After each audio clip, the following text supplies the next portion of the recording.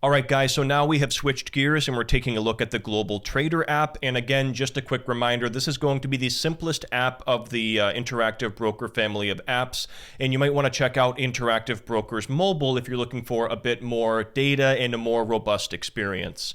But let's take a look at the app here. On the home page, you're going to have a chart that's going to show you the performance of your portfolio over time. And obviously, since we just made this investment, we're not going to see too much here.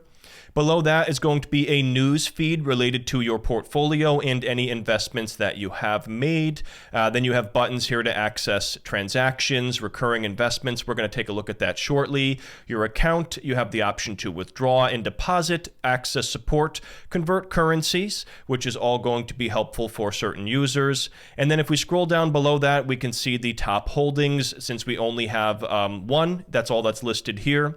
We can see the major indices listed here below that. You can create a watch list, access cryptocurrencies, and potentially even enable cryptocurrency trading if you wanted to invest in cryptocurrencies here. Below that's going to be a larger news feed related to the overall market, and you can see key names are going to be listed here below that for whatever's mentioned in the article. So if you're looking to stay up to date on major market news, that's what the overview section is for. And then you can select portfolio for news related to stocks that you own, or watch list for any stocks on your watch list and news surrounding those. If we click over to the portfolio tab, it's going to show us a view of the portfolio. So we can see my investment listed at the top and the cash balance listed below that. So that's a great way to keep track of your portfolio on the go, but you're not going to want to be looking at this all the time because for the most part, investing is a long-term activity and not something that you're going to be checking this, frequently and worrying about every little price move up or down. The news section is going to do the same thing as before, show you news related to things that you own in your portfolio.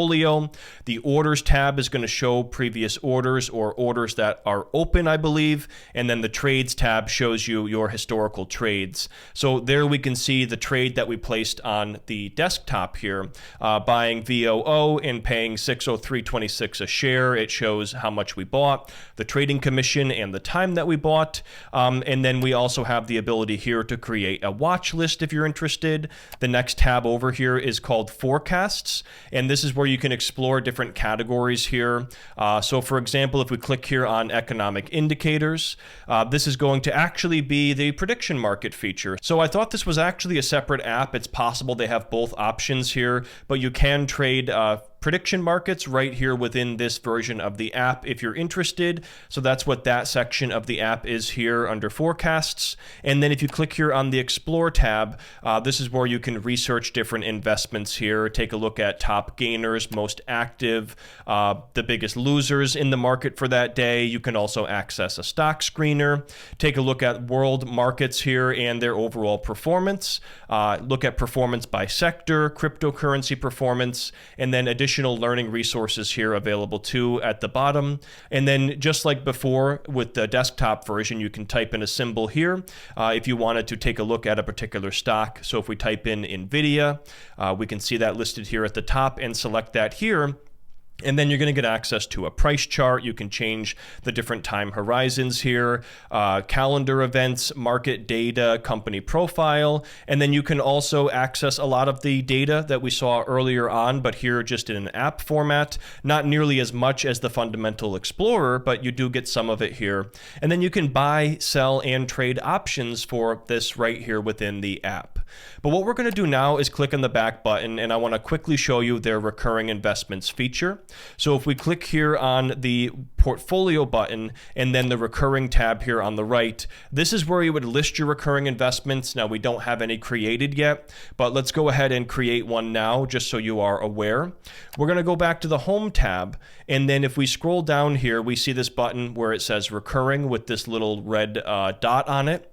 If we click on that, this is where you would be able to edit your recurring investments. Now, transparently, I wasn't aware of this, but it looks like you have to actually enable this from the desktop or computer view. So you're not able to create a recurring investment through the app. My mistake there, but you can monitor those here.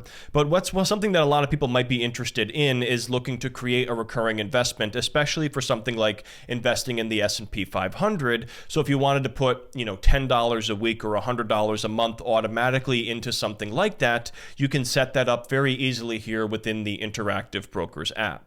Now, if you're looking to sell a stock, what you would do here is either click on the trade button and then fill out the details here by searching for the symbol, or what you can do is navigate to your portfolio and take a look at any of your positions. And then if we click on one of these positions, like the Vanguard S&P 500 ETF, you can see your position listed below, and then you could click here on the sell button, and then you have the option to either sell everything with the sell all button, or you can create a specific sell order.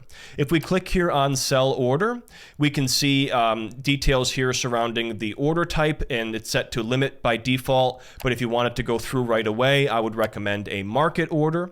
And then you can either sell in shares or you can sell in dollar values. So if you just wanted to sell off, let's say, for example, $5 worth, you would input that right here, and you could sell $5 worth of your position, and you would swipe over here and slide to sell. We are going to sell off the investment that I made just to show you how it works. And I wouldn't recommend buying and selling that quickly by any means, but I did want to show you how this works. We're going to click here on the sell button, and then we're going to click the sell all button, and it's going to bring up a similar order screen. I'm just going to change it over to a market order to make sure that it goes through. And then you would slide here to sell, but we're just going to click on the preview button to make sure everything looks good. You can validate the details on this screen, take a look at your trading commission, and then click on the submit sell order button here at the bottom. At this point, you can just check this box and click on accept and continue. I guess you do have to scroll to the very bottom first. And just like that, we have filled the order here to sell off our investment that we made earlier.